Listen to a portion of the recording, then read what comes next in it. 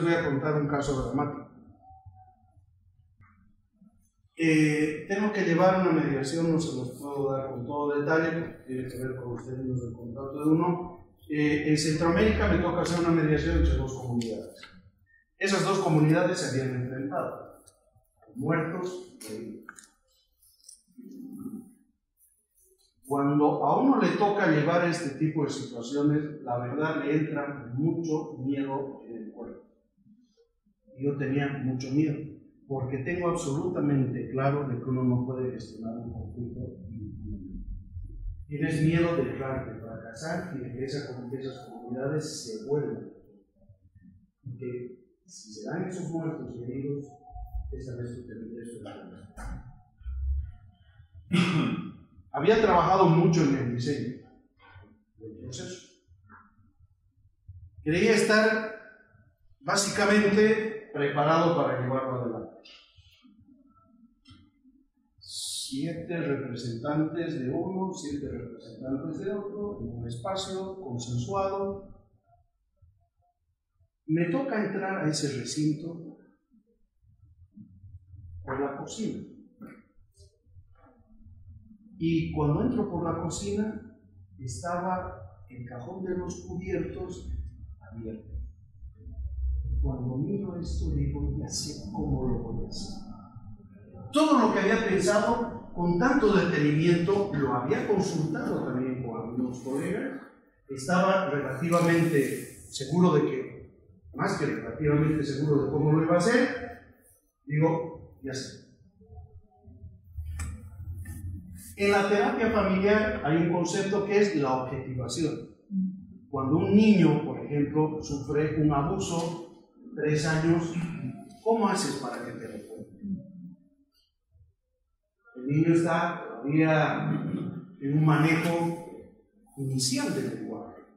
Y ahí hay cosas muy complejas que se deben narrar. Entonces, una manera de objetivar esto es a partir de los dibujos. El tipo de dibujo, la dimensión del dibujo, el color del dibujo, etc. Todo esto es semiología pura, enorme riqueza. Bueno, yo miro esto y digo, ya sé. Esto para decirles también que tenemos que ser creativos, pero hay que tener la cabeza amueblada para saber de dónde y qué es lo que vamos a hacer. ¿Bien? Entonces, les pido a los representantes de que se pongan dándose la espalda, todos en el suelo, con las piernas. Y pido a uno de los grupos que me acompañe y se vienen conmigo. Y vamos a la cocina. Y les digo, elijan uno de los cubiertos que exprese su sentimiento respecto al otro grupo. ¿Qué crees que es? Por ejemplo, ¿ustedes creen que alguno elige una cuchara? Bueno, ahora sé que en Argentina se puede cortar también la milanesa con la cuchara y eso es un buen síntoma. No. Cada uno elige, se sienta y se pone el cubierto. Y al otro grupo que me acompañe. Lo mismo. Elige un cubierto que expresa sus sentimientos respecto. La misma es. Y luego les pido que se den la vuelta. No es lo mismo escuchar a veces un insulto, que se eleva la voz, etc., que los dos nos pongamos de frente y tenemos un cuchillo de tu lado y un cuchillo del mío. Y entonces uno de ellos, el mayor, ni había iniciado. Damos la vuelta, mírense, y uno de ellos, profundamente afectado, se levanta y directamente da un discurso. Un estupendo encuadre de todo. Dice, nosotros somos de comunidades hermanas, ancestrales, hemos vivido juntos, tenemos lazos cruzados de familia, etc. ¿Cómo puede ser que lo único que estemos pensando sea en matarnos unos a otros? La verdad me dio mucho miedo lo que estaba haciendo. pero también debo decirles que ha sido el dinero más fácil que me he ganado. Porque después de eso ya hacer lo siguiente era absolutamente sencillo. Se generó el acuerdo, todo perfecto, y después de eso, en un tiempo, hicimos el mismo ejercicio en sentido, elijan algo que represente sus sentimientos respecto a los otros. Y fue maravilloso las cosas que eligieron para dejarles en sus hogares. Da mucho miedo, pero son esas cosas que uno se juega, y ya les digo, los sacudió profundamente a ambos. Y luego esas comunidades, ya les digo, cuando ya expresaron después, cuando ya se generó el acuerdo y se fue cumpliendo en los hechos, etc., y empezaron a expresar las cosas de una manera distinta y acabó en fiesta, todo fue una maravilla. Entonces, estas cosas se suelen dar. Entonces, decirles también que estos procesos llevan mucha creatividad. Yo no sé si calculé todo el riesgo que podía darse, pero me pareció que era una buena herramienta, por suerte les digo, resultó de buena manera. Entonces, también la creatividad está presente en estos procesos, ¿no? Yo no he leído en ningún manual, en nada de mediación, no, tenía solamente este concepto. Y probablemente, como me gusta manejar siempre esto de las metáforas y las imágenes, y esta forma para interpelar al otro lado, al mirar esto dije, sí, creo que esta es una buena forma. No, que yo creo que lo que tú relatas no solo es creatividad, sino que es una creatividad que también obedece a una intuición. O sea, yo creo que en estos procesos también la intuición ocupa un lugar importante.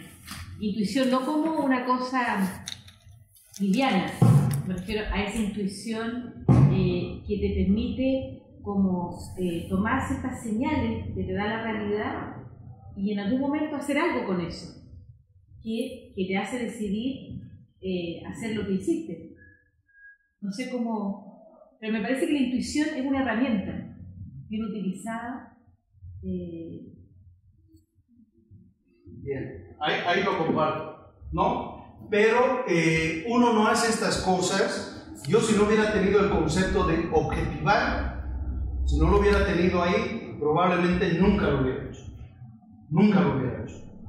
Y me parecía que esta era una forma muy fuerte donde se podían interpelar entre ellos y generarse, afortunadamente, la situación que se generó, ¿no? No sé si hay algo más. Estoy nuevamente en mis cabales. Bien, vamos entonces al tema de gestión, lo que tengo para la tarde.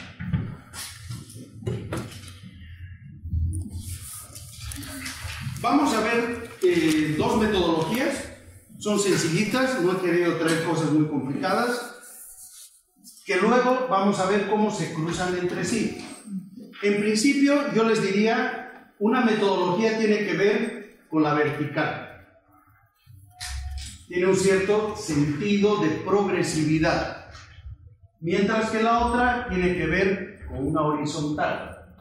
Y en los conflictos complejos deberíamos cruzar una con otra. Y esto lo llamamos, lo denomino como engranajes.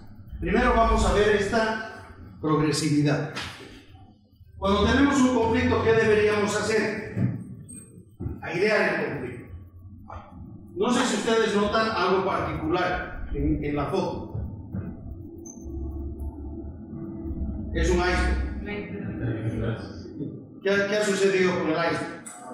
Está exactamente al revés. Vamos a empezar mirando ese continente oculto, que no está revelado.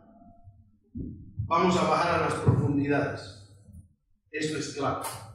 Si solo trabajamos a nivel de las superficies, tal vez podemos mitigar el conflicto, podemos generar un cuarto intermedio, un arreglo parcial, pero probablemente eso vaya a resurgir. Necesitamos precisamente mirar ahí al fondo. ¿Sí? Primer elemento a tomar en cuenta. Ese sector, ese actor social, esa comunidad, como le quieran denominar, es una polifonía interna. No es una sola voz, son varias voces. En principio tenemos que diferenciar dos voces cruciales. La voz de las bases y la voz de los dirigentes. No se superponen necesariamente. Primer comentario. Segundo, hay una densidad causal. No hay una causa, no hay un solo foco de energía que esté impulsando el conflicto. Son varias y son distintas. Y necesitamos claridad sobre esto. Inclusive de cara a la generación de acuerdos. Ejemplo, con un grupo de colegas nos tocó acompañar en un post-conflicto al anterior defensor del pueblo en Bolivia sobre un conflicto minero. En Bolivia tenemos esta particularidad, hay mineros asalariados, o sea, el gobierno, el Estado tiene unas minas, tiene sus obreros con salarios, que tienen un sindicato y trabajan en esa mina. Pero hay los cooperativistas, que son mineros libres, que en ciertas concesiones trabajan de manera autónoma, se asocian y empiezan a explotar. Pero tenemos la particularidad de que ciertas minas muy ricas juntan a estos dos tipos de mineros, asalariados y cooperativistas. Tenemos una mina, Orquídea se llama, con dos entradas, 1 kilómetro de distancia entre las dos entradas. Por una entran los asalariados y por la otra entran los cooperativistas. Y lo que suele suceder es que los asalariados van trabajando las vetas. Ya están ahí y los otros se introducen. Son gorrones. Se van aprovechando de ese trabajo de los otros. Pero a veces se encuentran ahí y se confrontan. En este caso, ¿Perdón? ¿Informales? ¿son qué? ¿Informales? Sí, son informales. O sea, informales cuando hacen eso, pero están reconocidos por la Constitución. Nosotros tenemos en Bolivia una economía plural. Eso significa que privados, estatales y cooperativistas pueden trabajar, ¿no? Pero el tema es que estos cooperativistas a veces se pasan la línea y hacen ese tipo de cosas. Entonces viene la confrontación, la pelea, etc. En este caso se presentó una confrontación muy grande con muertos y heridos. Bien. Se trabaja un acuerdo de 10 puntos, pero se dejan de ver algunas otras cosas que estaban más allá. Por ejemplo, cada casa en esa zona no tiene su propia pileta de agua, pileta, grifo, ¿no? Sino son en zonas por barrios, hay unas piletas públicas. Las mujeres se enfrentaban en esas piletas, las mujeres de unos y otros.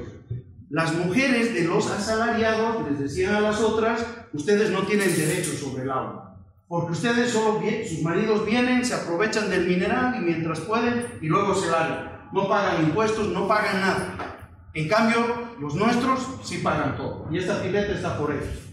Y ahí se enfrentaban. En ese caso, por ejemplo, ese tipo de situaciones funcionaba como un vigorizador. Entonces, ustedes imagínense, el asalariado se había encontrado con el cooperativista en la mina, ya venía con esa carga. Salía, iba a su casa y se encontraba con que su mujer tenía un morete, lo que sea, porque se habían pegado por el agua. Entonces, eso vigoriza el conflicto, lo está fortaleciendo. Si eso no se trabajaba, no estamos tampoco solucionando, ¿no? Ahí está esa densidad causal. Hay muchos ramajes que tenemos que atenderlos. Por ejemplo, algo dramático era los niños, no estaba presente en el acuerdo, los niños que habían visto el enfrentamiento, a veces habían visto enfrentamiento entre familiares, con sangre de por medio. Los niños querían hablar de lo que habían visto y querían hablar con sus madres. Las madres no querían hablar con sus hijos porque no sabían cómo explicar. Había necesidad, por lo menos, de un psicólogo social. El alcalde no lo había visto. Una de las recomendaciones que se hizo efectivamente era trabajar con los niños. La cuestión de los adolescentes era todavía más dramática. Los adolescentes no querían hablar como el tema. Lo habían bloqueado en su mente. Pero el tema es que luego ellos se estaban pegando demasiado en el colegio. Densidad causal. Tenemos que mirar con la mayor integralidad y ver cómo unos factores van afectando a otros. Tercero, hay conflictos de larga data. No es lo mismo que un conflicto sea un evento reciente y se da por primera vez, que el evento se ha dado de manera recurrente o redundante a lo largo de una temporalidad, tiene una historicidad. Y a veces nos toca trabajar sobre lo que denominamos tierra quemada. Y tierra quemada es donde ya el conflicto se ha hecho presente, ya ha dejado su huella, ya hay divisores, ya hay preconceptos, muchas cosas. Pero nuevamente puede resurgir. Pero no estamos trabajando sobre tierra virgen, sino estamos trabajando sobre algo que ya tiene lo suyo. Es mucho más difícil trabajar cuando es una tierra quemada que cuando ha surgido por primera vez. No es lo mismo que se ha generado, ya antes se han generado acuerdos que no se han cumplido, que vamos a trabajar por primera vez un acuerdo. Por lo menos hay la expectativa de se va a cumplir. Los van a cumplir. Pero ya cuando hay desconfianza instalada, otra historia. Tiene que ver en esto que les decía de la huella dactilar. ¿De acuerdo? Los otros significativos. Es crucial en esta etapa encontrar a estos otros significativos. Lo volvemos a repetir. ¿Quiénes son esos otros significativos? Los que te permiten generar el acuerdo y los que te permiten de uno y de otro lado bloquearlo el acuerdo. Si no los tienes ubicados y si no trabajas con ellos, probablemente no vas a llegar a buen puerto. Y por nuestra propia experiencia hemos aprendido que aparte de los halcones y las palomas, hay los gorrones. Sujetos de mucho cuidado. Airear el conflicto. ¿Quién me ayuda a leer este globito de acá? Permitir que los conflictos salgan de su estado latente, aunque perturbador, a una situación manifiesta, inquietante pero prometedora como reconstructora de las relaciones y reparadora de las injusticias. Ahí está de lo que hablaba Rosa María con el tema de la oportunidad. Una oportunidad para reconstruir las relaciones y reparar las injusticias. Ahí está la oportunidad que se nos presenta cuando empezamos a trabajar el conflicto como una oportunidad. Bien, algunos consejos adicionales. Vamos. Analice la situación en conjunto y con perspectiva. Analice la situación en conjunto. Miremos esto que se planteaban como los límites. ¿Esto solo atinge a esta comunidad o puede conectarse con otras? Es una pregunta obligada que nos tenemos que hacer. ¿Hasta dónde puede llegar su radio? Entonces, tú puedes trabajar con esta, pero de repente está muy conectada con la otra, solucionas aquí y si la otra se mueve, tenemos que analizarlo caso por caso. Mirar la cosa en conjunto y mirar en perspectiva, en doble perspectiva. Miramos esa historicidad, miramos los antecedentes, pero también miramos hacia adelante y los escenarios que se nos pueden presentar. Para el análisis del conflicto y para los análisis de coyuntura es clave esta doble mirada. Mirar el conjunto y mirar la perspectiva, es decir, el pasado, pero también mirar la proyección hacia adelante. Siguiente. Determine todos los agravantes. Por ejemplo, en este que les cuento de Colquiri, sí, habían mirado los 10 puntos más importantes, se había hecho el acuerdo, pero no se había mirado esta situación de las mujeres que se estaban pegando. No se estaba mirando el tema de los niños, no se estaba mirando el tema de los adolescentes, no se estaba mirando algo sobre lo cual hay absoluta prescindencia, el tejido social. Todas aquellas actividades de tipo festivo, cultural, que se realizaban y que ya no se realizan más. Esto es importante rehacer. rehacer ese tejido social. Siguiente.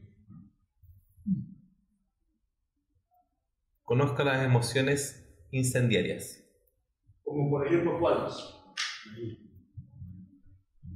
Por ejemplo, es fatal trabajar en un escenario donde los actores desconfían unos de otros. Es fatal trabajar en un escenario donde se ha instalado la susceptibilidad. Es fatal trabajar, si se ha instalado la susceptibilidad, probablemente cada uno tiene qué tipo de encuadre. El conspirativo. Sí. Una consulta en realidad. Tiene respuesta. Lo que pasa es que muchas veces uno dice ya hay que generar, en esta mesa de trabajo hay que generar confianza, pero si las personas tienen razones por las que desconfían, porque por general hay muchas razones para tener confianza, no sé bien a veces el orden, porque a lo mejor no es momento todavía de construir confianza porque como que no corresponde de repente, porque tienen muchas razones para desconfiar. Entonces insistir en que generar confianza, si es que lo que están viendo provoca desconfianza, o sea, ahí a veces yo en algunas situaciones me pierdo, después respiro, pero me pierdo a veces con eso. ¿Qué haces? ¿Qué haces en situaciones? ¿Qué haces en eso? Se ha perdido la confianza entre ambos actores. Parece muy prematuro que nos sentemos a generar un acuerdo en el que en principio ya estamos desconfiando. ¿Qué hacemos? Bueno, en el caso particular, como hay tiempo entre una sesión y otra, que fue casi un mes, ¿ya? Yo particularmente lo que hice fue en la sesión siguiente revisar un poco las fortalezas y debilidades de la mesa, pero primero para la fortaleza destacar el tema del bien común, lo que tenemos en común, porque diferencias van a haber, ¿cierto? Pero no sé. Muy abstracto. Sí. ¿Qué es práctico? Pónganse en el caso de una relación de pareja.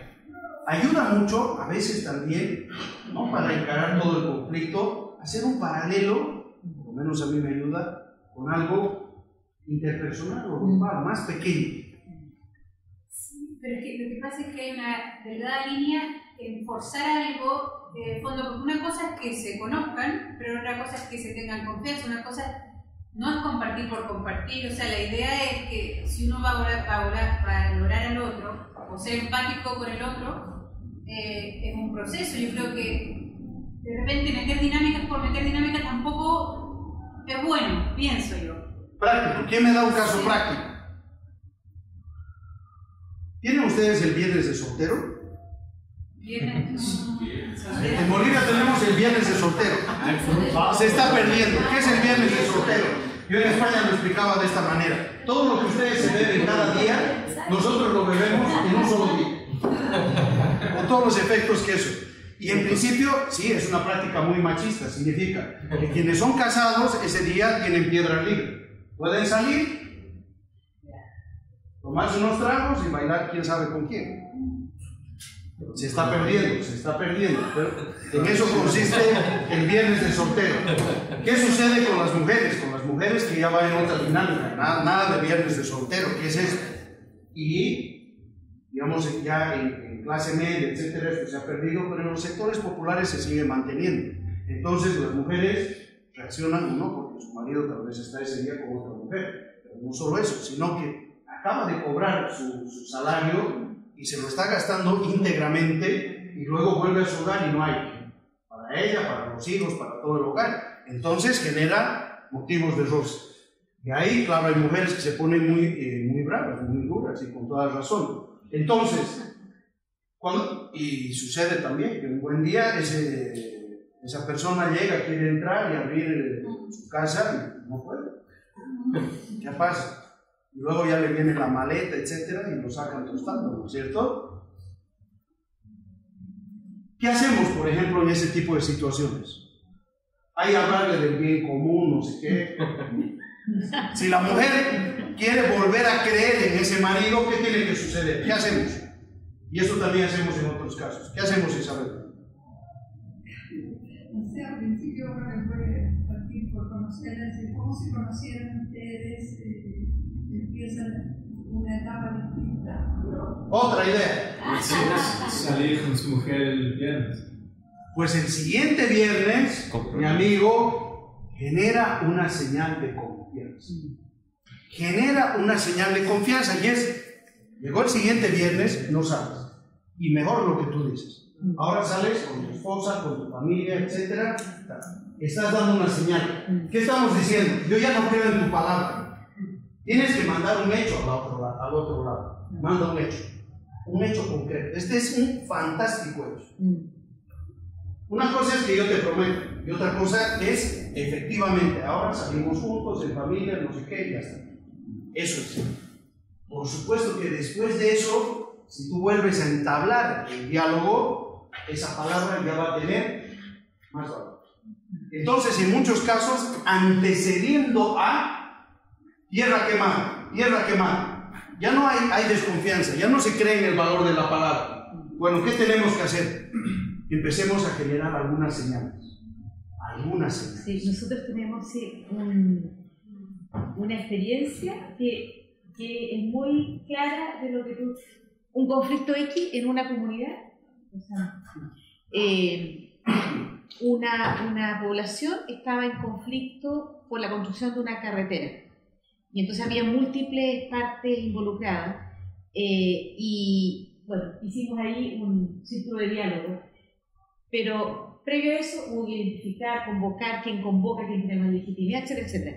Y estábamos con un profesor invitado y entonces nos dijo, a ver, hagamos una actividad que permita que las partes, que todos los involucrados, que eran como 20, lleguen al inicio del taller de otra manera. Bueno, organizamos la comida que pensamos y dónde, y qué, y cómo, y etcétera. Entonces llegó el alcalde, la gobernadora, que eran además de partidos políticos opuestos, y los distintos actores de la comunidad.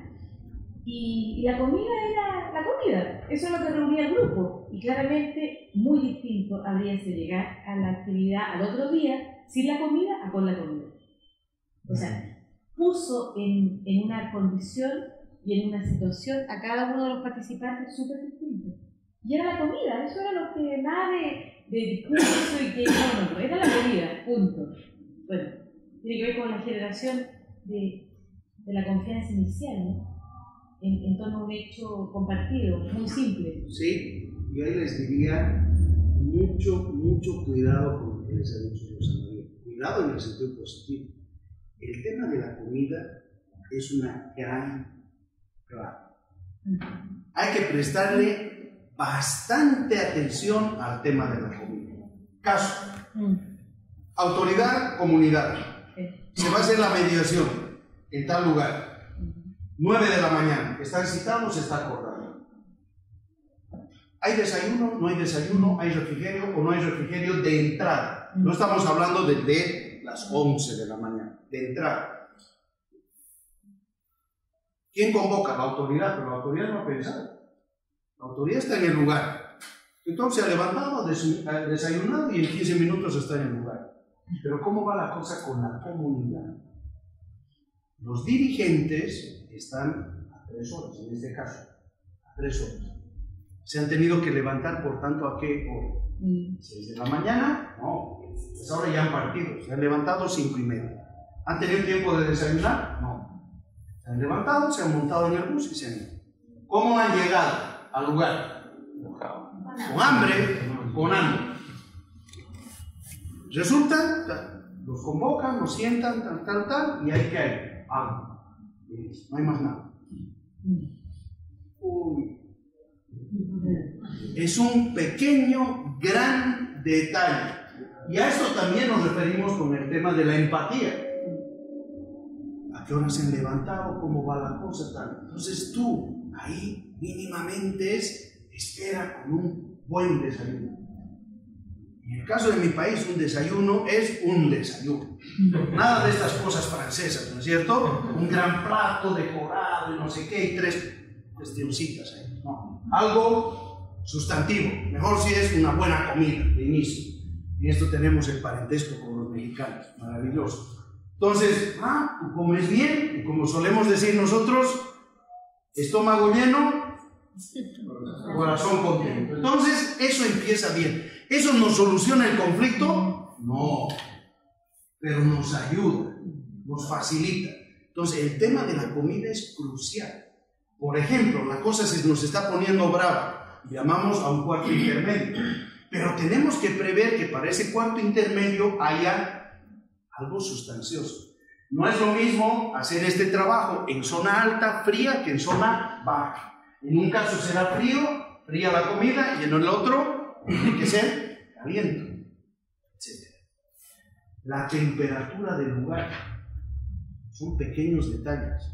Entonces, ¿qué hacen a este encuadre para que la gente se sienta relativamente a gusto, más relajada y vayamos adelante? Entonces, un gran... ¿Perdón? Disculpa, también contratar servicios dentro de la misma comunidad, y hace sus partillas, sus bebés, y también le da otro sentido como a la... Ahí está, ¿por qué les digo que los antropólogos? ¿No? Entonces vas a contratar, mejor a la gente del lugar, y no nos traigan Coca-Cola, Fanta, no sé qué. Comemos las cosas que ustedes hacen. Sí. Entonces, son pequeños cuidados con ese tipo de detalles, pero que son muy importantes, muy importantes. Entonces, retomando eso, el tema de la comida, siempre habla de la dinámica forzada para crear confianza. De pronto, eso mismo que tú llegues y digas, pues traen en la comunidad su propio alimento o cocinen, que sirve, sobre todo en conflictos comunitarios sociales, de excusa para contar, para empezar a generar confianza, contar la historia de cómo, mira, yo preparé este queque es una receta de mi abuelita, y empiezan a relatarse qué trajeron cada cual. Y eso mismo, sin ser de dinámica tan estructural, son dinámicas que empiezan a romper los quiebres. Consejo, si ustedes se dedican a esto, la timidez no nos ayuda. No podemos quedarnos nosotros, por ejemplo, se da el cuarto intermedio. Tú tienes que salir y conectar con la gente. Sobre todo tienes que conectar con los otros significativos. Y tienes que aprender a elevar las relaciones. A elevar las relaciones. Por ejemplo, ahí es crucial.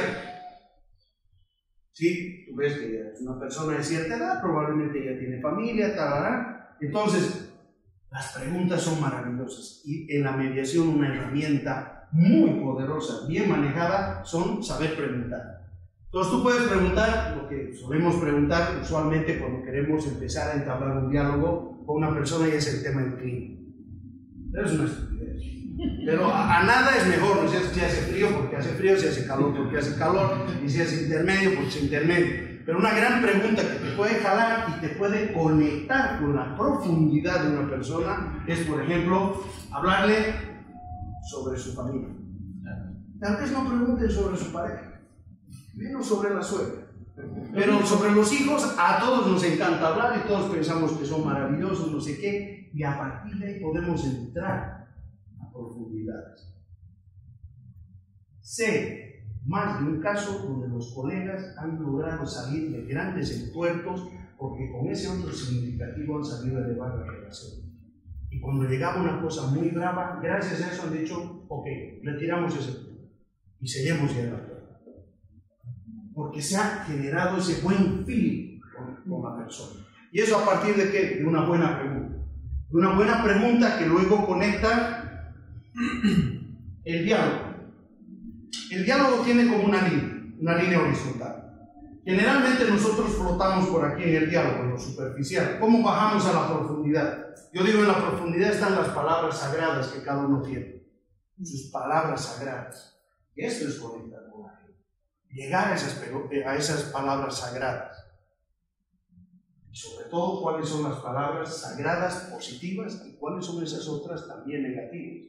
Entonces a veces uno mete la pata, ¿no es cierto? Se encuentra con un amigo después de mucho tiempo y ¿cómo está tu mujer? Ah, se viene divorciada. Listo, ya empezó mal la cosa. Pero hay otras que son muy positivas. Este gran escritor mexicano, Octavio Paz, decía que las palabras tienen una dimensión mágica. Para nosotros esto nos ayuda muchísimo. Y él dice, las palabras crean presencia en ausencia de la cosa. Si yo te pregunto el nombre de tu madre, ¿cuál es? Cristina. Fíjense que basta que yo diga Cristina y miren qué sonrisa se le ha despertado. Es su palabra sagrada. Cristina en este momento no estaba presente. Basta que yo hubiera pronunciado y la he colocado en su interior, generando unas resonancias sumamente positivas. Y a partir de eso podemos entablar un diálogo profundo. Ahora, en este tipo de diálogos, si tú compartes una palabra sagrada conmigo, cuidado. Uno, yo me puedo aprovechar de eso, y hay personas con gran habilidad para sacarte todo eso y no te comparten nada. Si queremos entablar una relación realmente profunda es, si tú me compartes una palabra sagrada, yo también te comparto. Y hacemos una reciprocidad. Nos ponemos ambos en una situación de vulnerabilidad. Porque si no, yo estoy haciendo un juego de poder, no de diálogo. ¿No? Entonces, son pequeñas cosas, no se olviden. Las palabras crean presencia en ausencia de la cosa. Basta que nombremos y aparece. Y genera esas resonancias, o positivas o negativas. Pero se han dado cuenta, ¿no? Hemos dicho el nombre, ya suele. Claro, la madre es el sol de nuestra vida, ¿no es cierto? Entonces, esto es. ¿Algo más? Vamos. Sí, en esta primera etapa de la gestión de conflictos, ¿cuánto tiempo y con qué nivel de detalle miramos la profundidad del iceberg? Y lo otro, cuando estamos analizando la situación en conjunto y la perspectiva, va a llegar el minuto y la instancia en que vamos a tener que sentar a las partes. ¿Cómo nos hacemos cargo? Si bien tú dijiste que tenemos que identificar los otros actores, los otros significativos, y también la densidad causal, muchas veces no nos da incluso el espacio para convocar a 50 personas o el tiempo para abordarlo con la manera. Yo aquí no les estoy hablando de que esto se hace en la mediación. Yo les he hablado de una fase exploratoria y de estudio. Tú no llegas en pañales al asunto, tú vienes ya cargado de una información, ya tú tienes más o menos un diagrama sobre esos actores. Sí, ¿no? Por eso digo que va a llegar el momento en que tenemos que reunirnos con los representantes. ¿Cómo nos hacemos cargo cuando hay problemas de representatividad? Ya lo hemos detectado en estas fases previas. Es aconsejable convocarlos también a participar en el plenario de la mediación. Eso en principio debería estar resuelto inicialmente.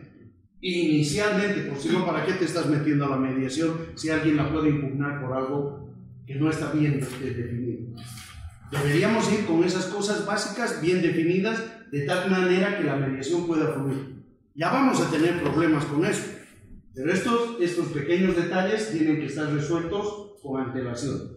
Si tenemos la fase previa, la fase exploratoria, el consejo de los antropólogos en sí, podemos encararlo esto bien.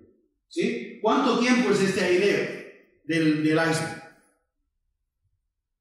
En algunos casos es corto, en otros casos es muy largo. En otros casos tú crees que ya está y de repente al final aparece lo profundo. Pero necesitamos darle todavía más tiempo para que eso emerja. En otros casos sucede con las comunidades, no sé si aquí, pero empieza una de las partes y empieza a venir a la otra. Y se ponen furiosísimos. Yo suelo decir, es la etapa de la olla de presión. Empieza el pitito. Y a veces, cuando son con empresas, gerentes, no sé qué, no están acostumbrados. Y hay que decirles que se puede surgir y tranquilos. Hay que dejar que eso suba. Pero a veces viene una primera ronda y todo ríe. Y parece que ahí va a atenuar y viene otra ronda adicional. Está bien, vamos a ir apuntando. Y después ya vamos a empezar a hacer nuestro trabajo. Entonces, hay varias cosas ahí. Claro, por lo que comentas, César, disculpa. Sí. Para entrar en la etapa de mediación, no podemos abordarla si que hay problemas de representatividad de los sectores. No. Eso es difícil porque siempre hay, y cuando hay un conflicto entre comunidad y empresa, nosotros nos enfocamos en eso o vamos también tratando los problemas estos que hablamos de representatividad. Mi consejo es Eso por lo menos resuélvelo previamente. Porque tú imagínate, queremos empezar y hay unos que dicen, y ese fulanito por qué está, que no sé qué, que no sé cuántos, si antes tal cosa, y vamos a tener que solucionar eso para iniciar. Lo que podamos resolverlo con antelación, lo resolvamos. Yo te diría que eso lo resuelvas antes de. Ya vas a tener lo tuyo con la mediación para que empieces de mala manera. ¿Sí? Bien. Una frase que me parece estupenda para dar cuenta de esto de un economista norteamericano. Antes de saber qué está bien, se debe saber qué está mal. Muy sencillo. Para poder redondear esa polifonía interna, la densidad causal, esa historicidad, fundamentalmente. Primero sepamos qué está mal, qué está decididamente desajustado. Y luego ya iremos hacia lo positivo. El concepto de realidad que están arriba en la página 1 dice que como objetivo llegar a una situación manifiesta como relación reparadora de injusticias. Relacionándolo con la frase última que acaba de leer, está el tema de lo que está bien o lo que está mal, lo justo o lo injusto. ¿Eso lo determinan las partes o el mediador?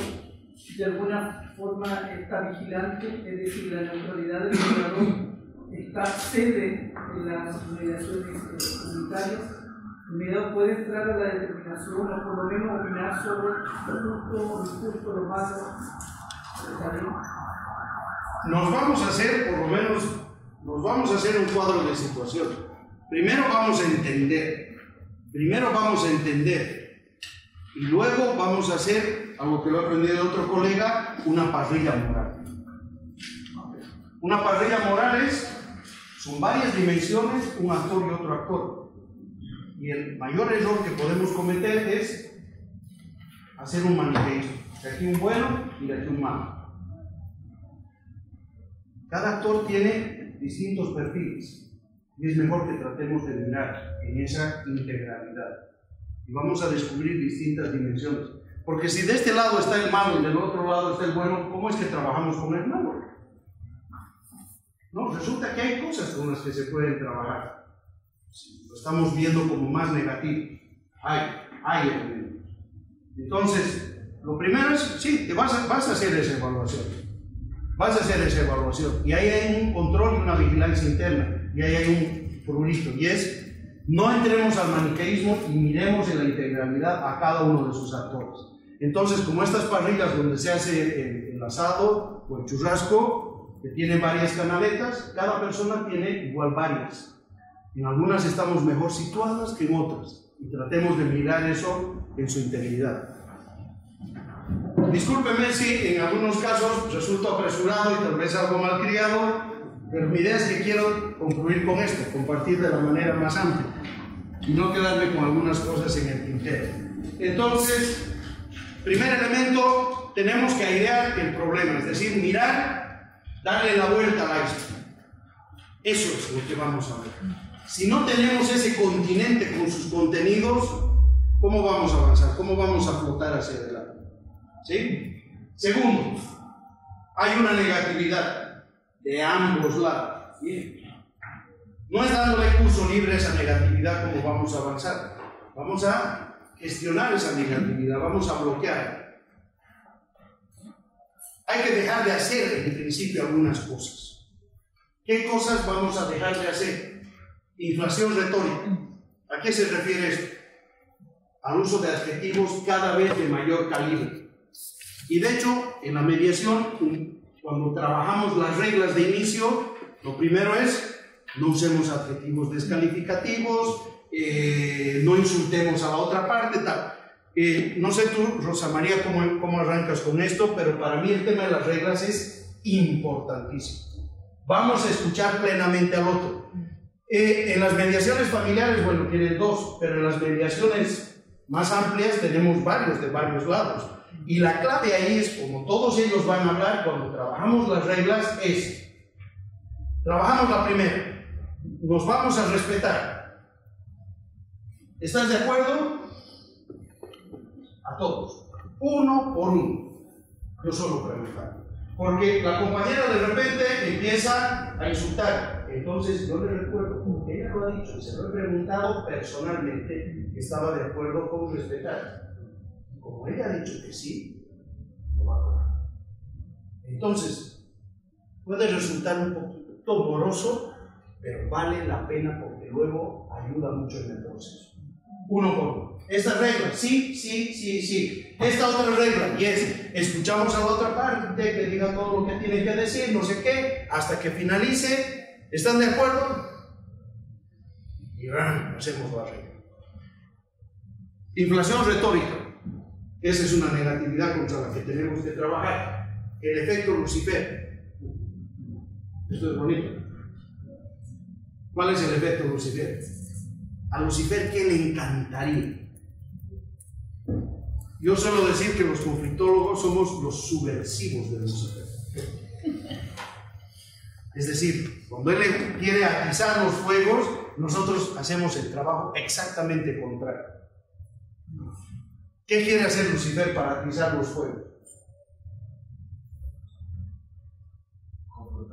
Confrontar. Nosotros versus ellos. Nosotros los buenos versus ustedes los que son los malos. Esos maniqueísmos, en términos grupales, nos van a llevar a que cundan los fuegos. Vamos a trabajar con eso.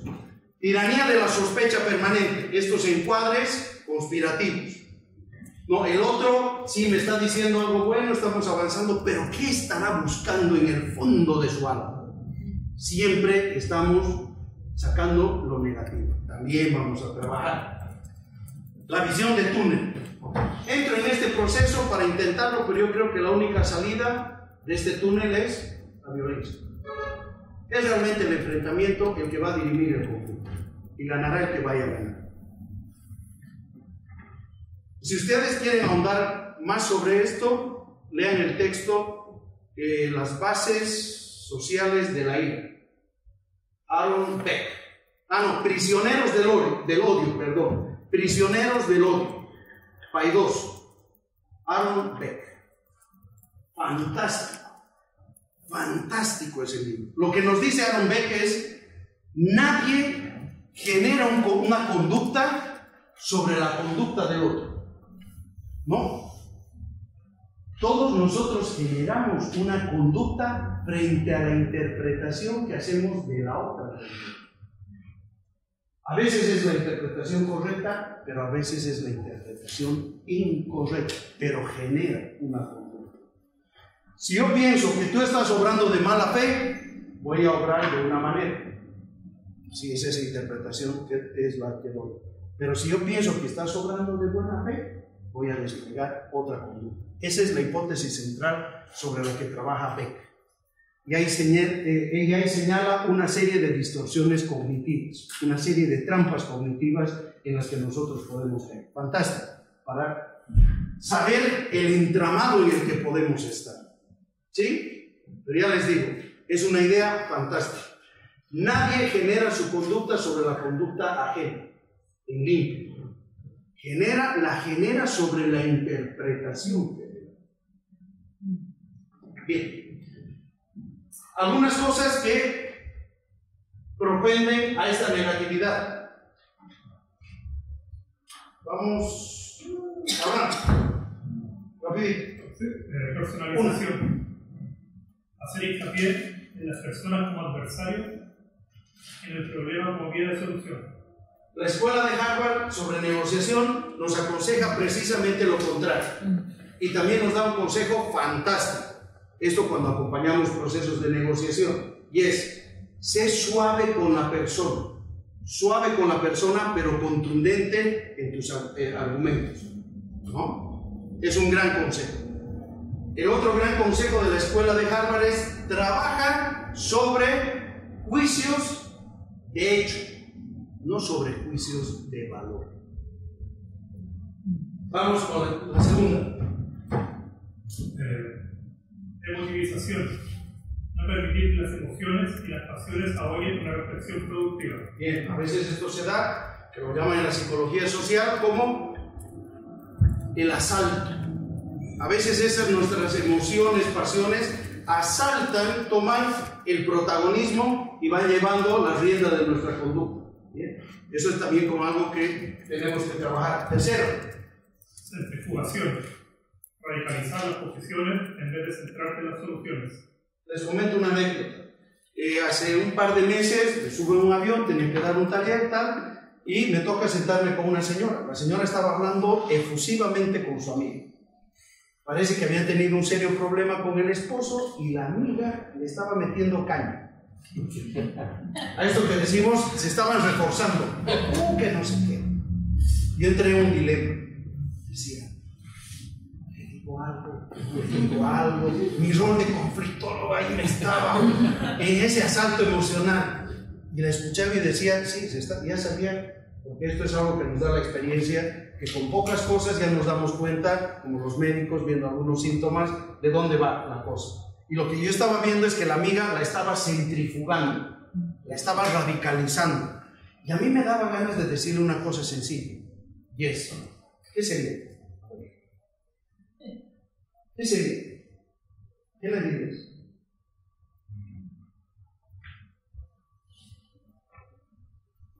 ¿Qué le dirías? A la señora que la están centrifugando.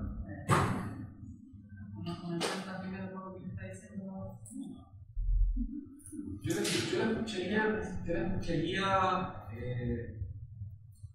escucharía prácticamente sin dar mi opinión, solamente acompañar su relato, como lo hace uno con un amigo que encuentra un problema y uno no le dice al amigo, yo creo que viniste a haber hecho esto, o yo creo que yo en tu caso hubiese hecho esto. Solamente escuchar, estar ahí escuchando, hasta luego. Descanse. Fíjense el valor de tener estos dos conceptos: centrifugación, centrífuga. Si te están centrifugando, la estaban centrifugando a la señora, es, mire, si su marido, su hogar le importan, concéntrese más en los centrífugos, es decir, en el problema, las soluciones y las alternativas que tiene para salir. Si le importa. Si no, sígalo. Pero si le importa, mire el problema y mire la solución. Y estaba en eso. ¿Qué creen que he hecho? ¿Le dije o no le dije? No. Sí. No sé si he hecho bien, no sé si he hecho mal. Lo voy a tener por el resto de mi vida. Pero dije, no sé, por ahí me manda el cuerpo, no sé qué, lo que fuera, qué le importa. Sentí que se estaba haciendo muy fuerte el diálogo que tenía con su amiga, pero me quedé ahí. Tal vez hubiera valido la pena que le diga, así me mande donde me mande, pero bueno, tal vez lo pudo recibir de otra manera. Pero esto es, centrifugar es, nos concentramos más en todo lo negativo, en radicalizarnos en nuestra posición y perdemos del foco el problema, pero sobre todo, ¿qué perdemos del foco? La solución y las alternativas que tenemos. Cuarto punto. Mediatización, control en las apariciones públicas. Mediatización. El conflicto no solamente, en algunos casos sí, discurre en un espacio y no se airea, pero hay conflictos que sí van a los medios de comunicación. Y este es un escenario que a veces, más que ayudar, empeora y entorpece la llave legal. Les decía, personas como tú son de un enorme valor porque conocen la comunicación, conocen los medios, pero además han trabajado en el conflicto. Entonces es un recurso humano inapreciable, nos puede aportar muchísimo y lo necesitamos. Entonces, a veces pensamos que el conflicto solamente discurre, se hace la mediación. No, hay conflictos que van a los medios de comunicación, ahí también se genera la batalla. Y a veces lo que estamos avanzando en un carril, en un programa, ya les digo, se viene todo abajo. Que al final, ¿qué aportaba el programa en cuestión? frente a tanto trabajo y esfuerzo que se ha hecho, ¿no? Entonces, es una variable a tomar en cuenta. Dos cositas y nos vamos al café. Ya les he hablado de la bisagra y el tema del mutualismo, es decir, tenemos que ser muy despiertos, muy perspicaces para ver los factores semejantes, comunes que existen entre las partes, porque con eso es que vamos a retejer, con eso es que vamos a poner los otros tornillitos para ajustar esa relación. Finalmente, los problemas son la mitad del problema y la otra mitad de la solución. ¿Cómo lo interpretan esto? Los problemas son la mitad del problema y la otra mitad de la solución.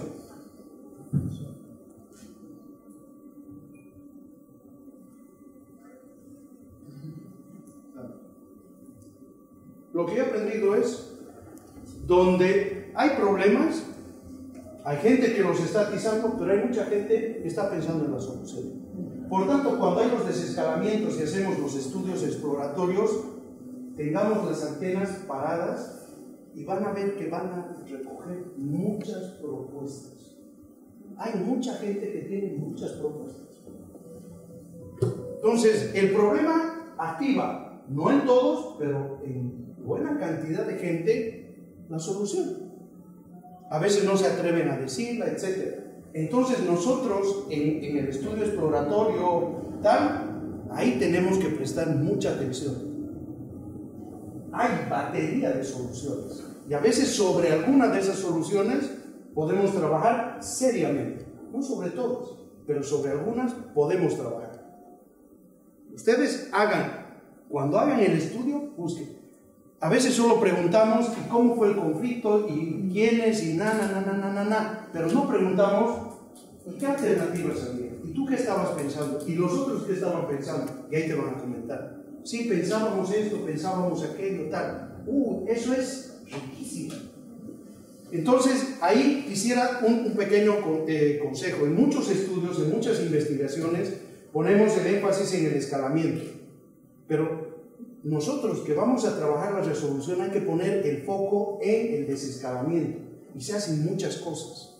En esto, por ejemplo, se están pensando muchas soluciones.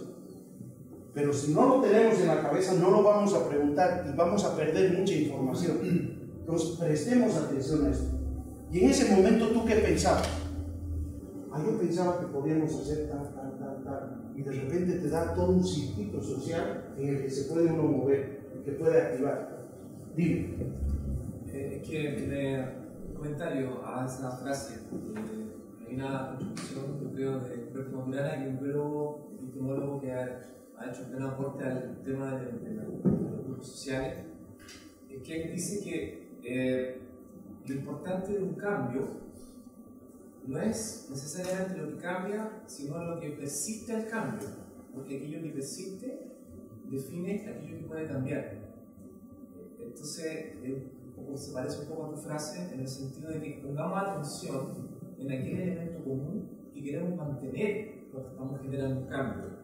Porque si detectamos qué es exactamente la médula que queremos mantener, eso va a definir lo que efectivamente puede cambiar. Me parece, aunque no tengo todavía la conexión exacta con tu frase, creo que tiene mucho que ver con esta definición teórica. Lo que quiero decirles es que allá donde se incuban los problemas, también se incuban propuestas de solución. No todas viables, pero algunas de esas sí lo pueden ser. Lo que nosotros hacemos es prestarle atención a eso, buscar, indagar en esto, y no solamente en el conflicto y cómo fue y cómo se llevó y los efectos no sé qué, sino esto otro. Por eso les digo, es clave el foco. Para nosotros el foco es la resolución, y todo lo que nos pueda ayudar para esto es bienvenido. Entonces, no se olviden que una comunidad que tiene problemas, sí, hay problemas, pero en muchas de esas cabezas también se están incubando soluciones. Y sucede también en las dinámicas de pareja, interpersonales, no sé qué. Hay parientes muy preocupados sobre cómo se está llevando eso, tienen algunas ideas al respecto de cómo se pueden llevar de manera diferente. Bien. Demos con esas personas y recabemos esa información. Nos va a ser de utilidad. Bien, hacemos el puente. Un complemento. Vamos con el complemento. puede ser muy obvio, pero creo que hay que tener mucho ojo en que el lenguaje que uno emplea sea apropiado a la realidad territorial. Muchas veces no nos ponemos de acuerdo en los conceptos para identificar y entender todo el problema. Entonces yo creo que es algo muy importante a tener en consideración el lenguaje.